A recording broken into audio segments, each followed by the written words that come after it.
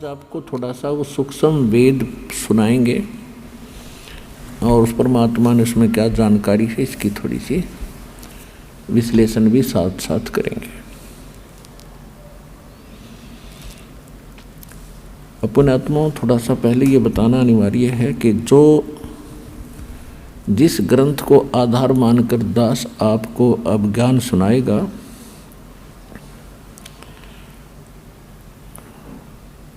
ये आदरणीय गरीबदास साहिब गांव छुडानी जिला झज्जर हरियाणा वाले की अमृतवाणी है। और इन गरीबदास साहिब जी का जन्म संवत 1774 यानी सन 1727 में हुआ था। जब ये 10 वर्ष के बालक हुए इनको परमात्मा मिले थे, परमेश्वर मिले थे। आदरणीय गरीबदास साहिब जी का जन्म एक जाट किसान परिवार में हुआ था और छुडानी के अंदर इनके मामा थे, नानके थे। इनका मूल गांव करौथा जिला रोहतक हरियाणा के अंदर है। ये अपने नाना के यहाँ रहा करते थे। इनके पूज्य पिताजी वहाँ घर जमाई रहा करते थे। गरीबदास जी के माता के कोई भाई नहीं था, जिस कारण से उनके गरीबदास जी के पूज्य पिताजी श्री बलराम जी धनखड़ वहाँ घर जमाई रहा करते थे। वहीं इनका जन्म हुआ था 10-12 वर्ष के बाद वहाँ रहने लगने के उपरांत। इनके ज़मीन बहुत थी, लगभग 1400 एकड़ ज़मीन थी और खेतों में उस समय गौवें बहुत रखा करते किसान लोग। 100-100, 150-150 गायें रखा करते। वर्षा हो जाती, घास हो जाता था, फसल बहुत कम होती थी, जिस कारण से पशु धन से ही वो अपना व्यवसाय चलाया करते थे, निर्वाह किया करते थे। तो गरीबदास जी जब 10 वर्ष के हुए सन 1727 में परमात्मा सतलोक से आए और ये खेतों में गऊ चरा रहे थे, वहाँ परमात्मा आकर मिले। और भी अन्य गवाले थे, पाली थे। सब ने परमात्मा से कहा, एक साधु रूप में आए थे भगवान, जिंदा महात्मा के रूप में। और उन सब ने कहा था, महाराज आप भोजन पाओ। परमात्मा ने कहा था, भी भोजन तो मैं पाकर आया हूँ अपने गांव से। आपका गांव कौन सा है महात्मा जी, आपका गांव कौन सा है? पालियों ने पूछा। परमात्मा ने बताया कि मेरा गांव सतलोक है। अब उनको पता नहीं था होगा कोई गांव की तरह सतलोक भी होगा। फिर उन बच्चों ने, पालियों ने, क्योंकि बड़े उम्र के भी थे, 50 वर्ष के, 40 वर्ष के, कोई 20, कोई 10 वर्ष के, सबसे छोटे गरीबदास जी थे 10 वर्ष के। तो सभी ने प्रार्थना की कि देखो आप हमारे खेतों में आए हो, हमारे द्वार पर आए हो, हम साधु संत अतिथि को बगैर कुछ खिलाए पिलाए जाने नहीं दिया करते। हमारा ये नियम है, हमारी आत्मा दुख पावेगी, आप कुछ खा पी कर अवश्य जाओ। तो परमात्मा ने कहा, भाई दूध पिला दो। उन्होंने कहा, जी दूध पी लो, फिर खाना नहीं खाते। तो परमेश्वर ने कहा कि मैं कुंवारी गाय का दूध पीता हूँ। तो जो बड़े उम्र के पाली थे, मैच्योर से, वो कहने लगे, बाबा जी आपकी नीत ठीक को नहीं, आप तो मजाक कर रहे हो हमारे साथ, आप दूध पीना ही नहीं चाहते। परमात्मा ने कहा, भी देख लो, जब तुम्हारा ये नियम है तो मेरा ये नियम है, कुंवारी गायों का दूध पीता हूँ। गरीबदास जी खड़े हुए, जाके एक कुंवारी बछिया को ले आए और कहा, महाराज जी इसका बच्चा भी नहीं पैदा हुआ, ये दूध कैसे देगी? तो परमात्मा ने कहा कि तुम्हारे पास दूध निकालने का कोई पात्र है? तो गरीबदास जी एक छोटा सा मटका उठा लाए, ये लो जी साफ करके रखा है। परमात्मा ने कहा कि इसके नीचे रखो, सतन के नीचे। गरीबदास जी पकड़ कर बैठ गए। परमेश्वर खड़े हुए, साधु महात्मा के जिंदा के रूप में थे और गऊ के ऊपर ने थपकी मारी, लंबे लंबे सतन हो गए। अपने आप दूध चल पड़ा, पात्र भर गया, दूध बंद हो गया।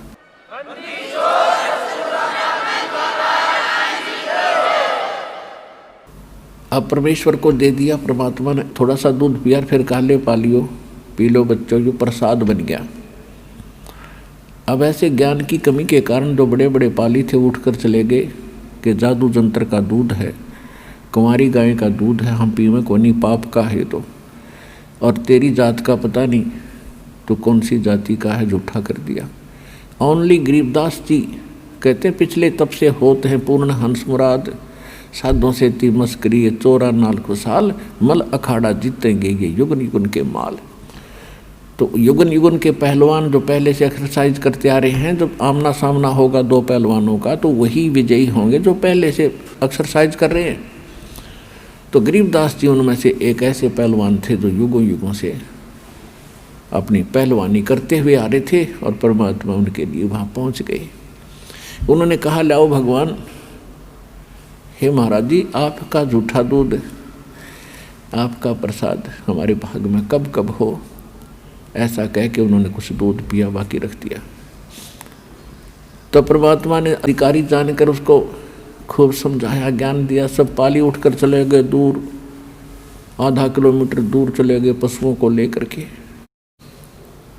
कहने का भाव ये है, परमात्मा उनको समझाकर अपना गवाह बनाने के लिए, आपके लिए एविडेंस तैयार करने के लिए कि कबीर इज गॉड, इस समय के लिए सतलोक लेकर गए, ब्रह्मा विष्णु महेश के लोक दिखाए, ब्रह्मा विष्णु महेश से साक्षात्कार करवाया, उनके मुख से कहलवाया कि हम जन्म मृत्यु होती है, हम अविनाशी नहीं हैं।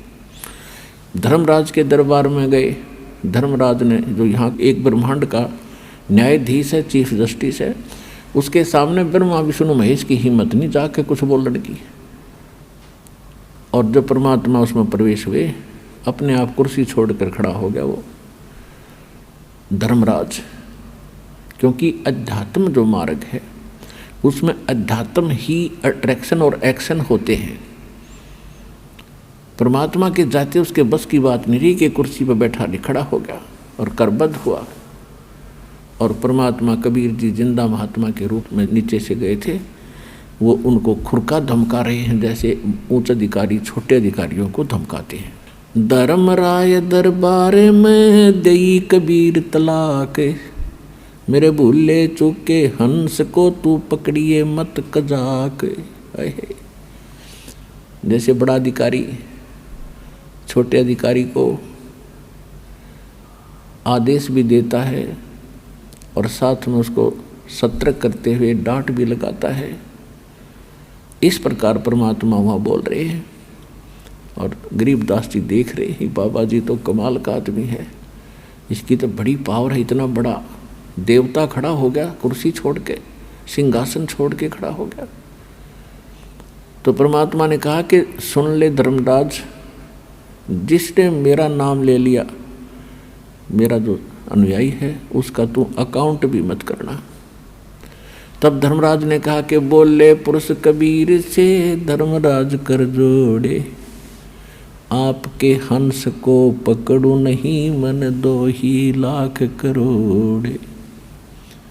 फिर क्या कहता धर्मराज कि मैं आपके हंस को नहीं पकड़ूंगा दाता, लेकिन मेरे सामने एक समस्या है कि आज तक आपकी शरण में आने से पहले इन्होंने जो जो पाप और पुण्य किए हैं वो दोनों अकाउंट मेरे पास इनके सुरक्षित हैं, और मैं केवल कर्म आधार से ही इनको सुख और दुख का विधान बनाता हूँ।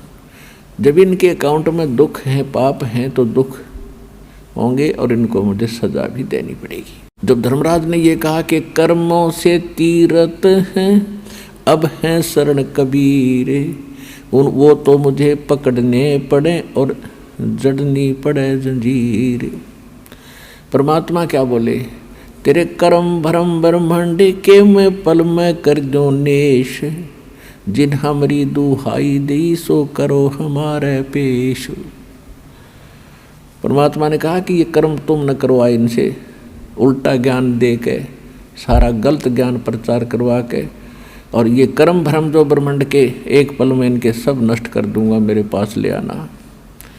तेरे अकाउंट ने मेरे पास ले आना और मैं क्रॉस कर दूंगा, उसको काट दूंगा, इनके सब पाप कर्मों को, इनको सजा नहीं देना।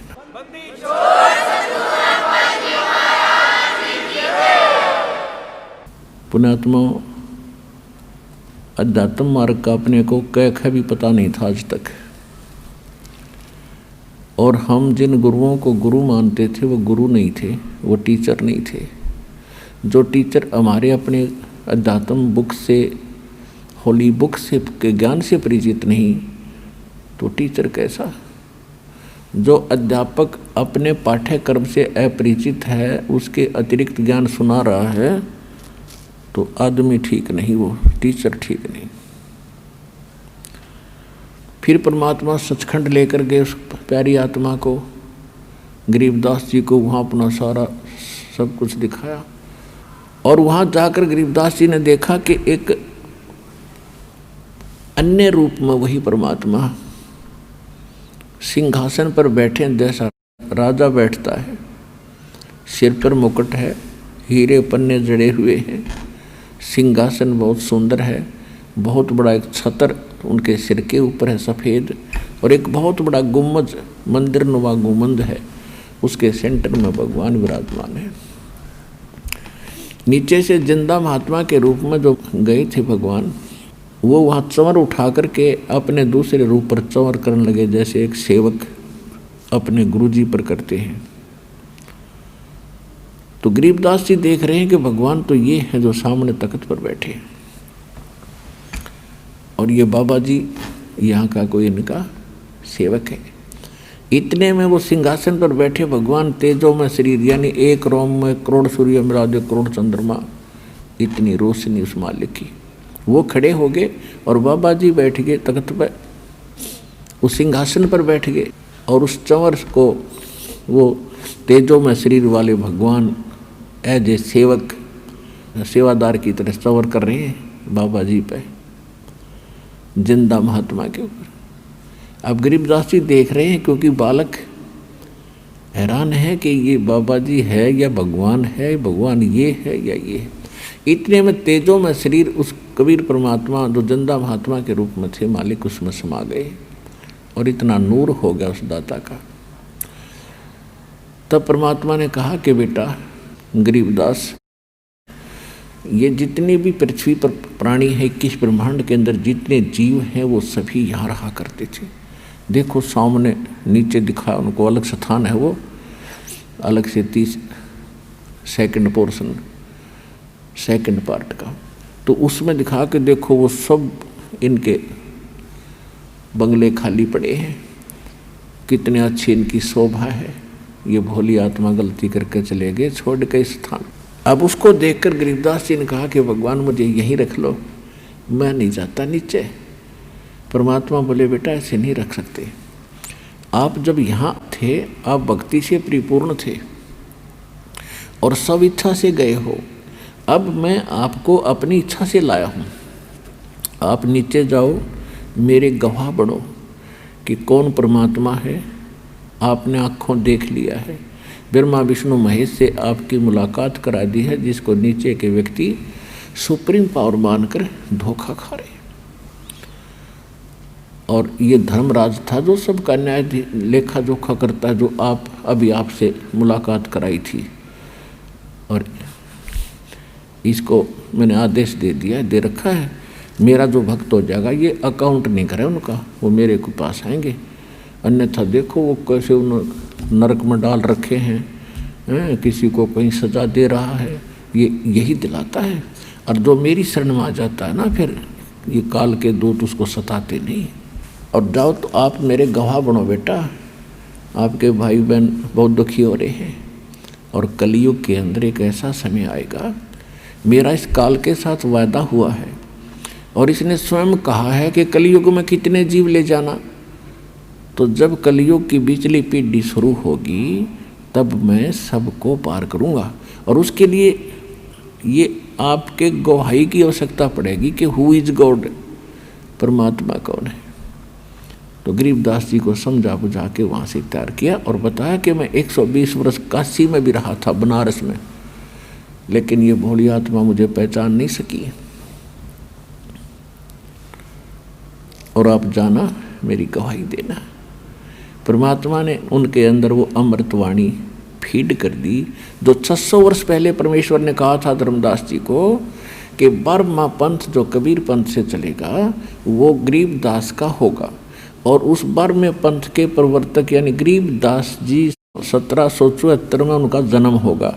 तो उनके द्वारा मेरी महिमा की अमृतवाणी पुनः प्रकट होगी यथार्थ ज्ञान की, क्योंकि वो बीच के अंदर जो काल के एजेंट संत आएंगे कबीर पंथ में, वो कबीर सागर में कुछ फेर बदल कर देंगे, अपनी सूझबूझ से वो उसको काट छांट कर सकते हैं। इसलिए इस यथार्थ ज्ञान को पुनः जीवित रखने के लिए, पुनः प्रदान करने के लिए गरीबदास जी के माध्यम से ये तत्व ज्ञान फिर से मालिक ने दिया, जो दास अब आपको सुनाने जा रहा है। तो उसके बाद गरीबदास जी को वापस छोड़ दिया। उधर से क्या हुआ कि बच्चे को मृत जानकर देखा, हिलाकर वो गिर गए। मृत जानकर शमशान घाट पर रख दिया था, चिता पर रख दिया था।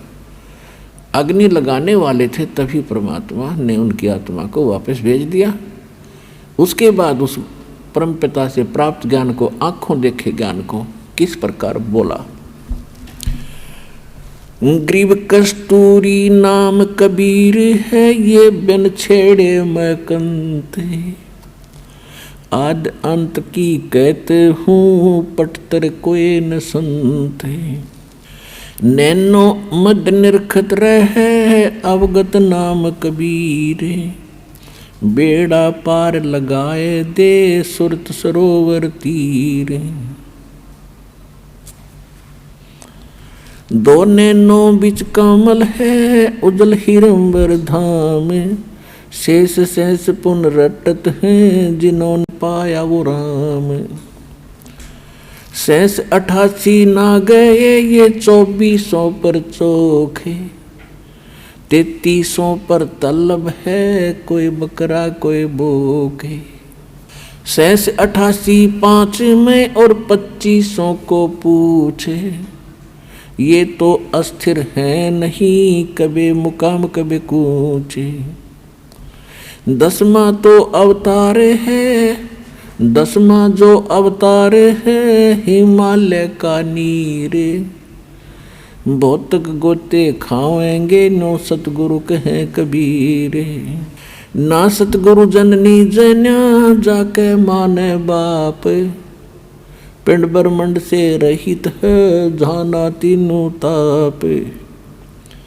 शब्द संदेशा कहते हूँ बिन बिन भेद विचारे, इनको माया जानियो ये 9-10वां अवतार,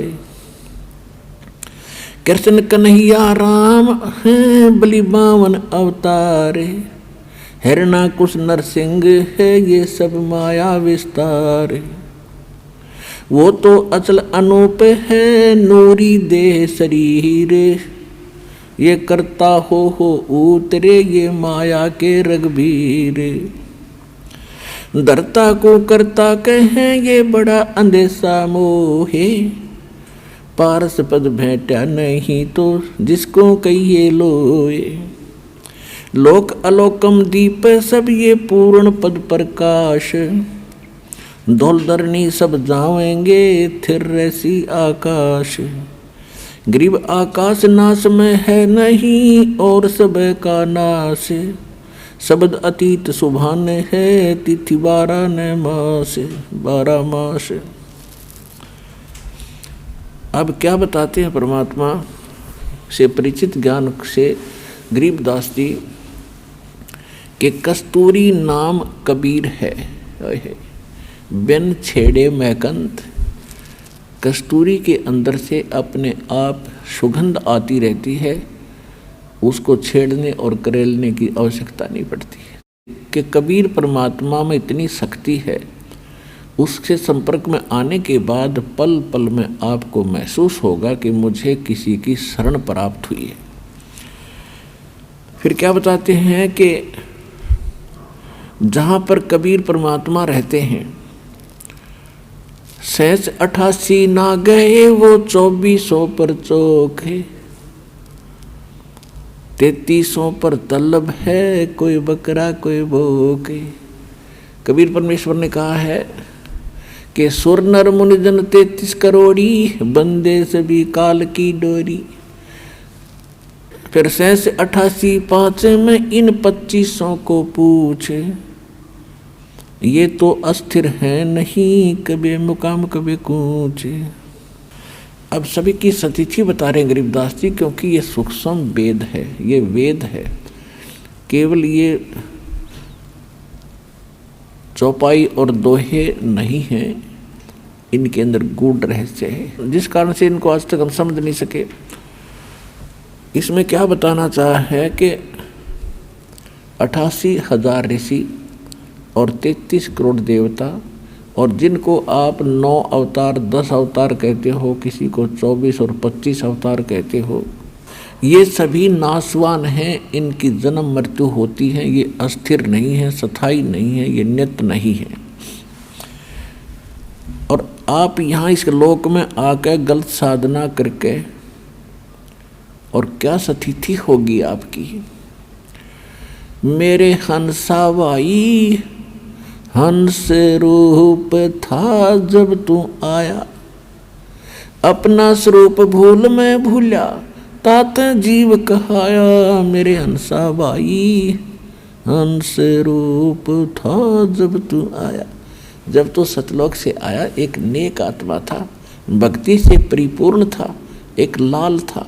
अब तू इस काल का फंस गया। इसने पहले तो आपको रखा ऊपर ऊपर स्वर्ग महास्वर्ग ब्रह्म लोक में।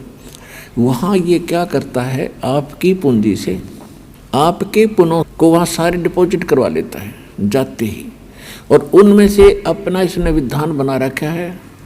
जैसे जैसे रेस्टोरेंट बना रखे हैं, कोई लोक, कोई ब्रह्म लोक में भी कई प्रकार के रेस्टोरेंट हैं, तो जो जिस रेस्टोरेंट में यानी उन स्वर्ग में रहना चाहता है उनके टैक्स लगाता है और सारी सुविधाएं तुम्हें देता है।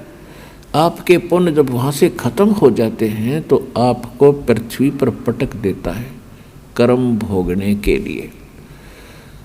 अब आप निर्धन हो गए उस भक्ति धन से, और आपको ऐसा अज्ञान बना दिया, आप में ऐसा ज्ञान भर दिया कि आपको केवल यहाँ कोठी बंगले और ये प्लाट प्लॉट यही दिखाई देते हैं, इससे आगे कुछ सूझता ही नहीं। परमात्मा आते हैं, ज्ञान नेत्र हमें देते हैं, तब हम कुछ सोचने पर विवश होते हैं कि केवल यही काम नहीं था। अब क्या बताते हैं गरीबदास साहिब जी परमात्मा से प्राप्त ज्ञान को, कि लाल से हीरा भया, हीरे से भया मोत, मोती से शीशा भया, जो बिसरा जात और गोते,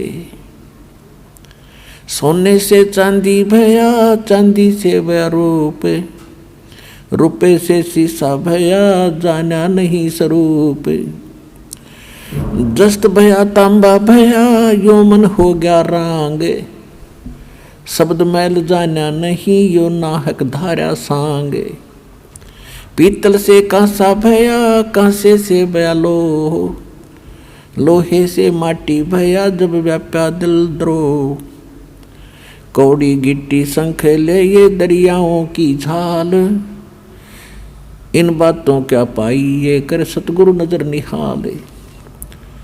अब क्या बताते हैं कि जब तू वहाँ से आया लाल था, पहले आपको ब्रह्मलोक में रखा, फिर नीचे ब्रह्मा विष्णु महेश के कोम स्वर्ग है उनमें, फिर कोमन स्वर्ग में आपकी पूंजी कम करते करते फिर आपको पटक दिया पृथ्वी पे।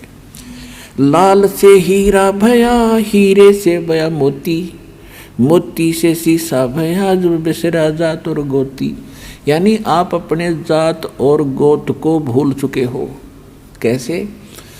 जीव हमारी जाति है ये मानो धर्म हमारा, हिंदू मुस्लिम सिख ईसाई कोई धर्म नहीं है न्यारा। हमारा जो धर्म है और हमारी जाति कौन सी है, आप यहाँ डिवाइड हो गए। फिर मूल ज्ञान में परमात्मा बताते हैं कि आप अपने मूल स्थान को भूल गए।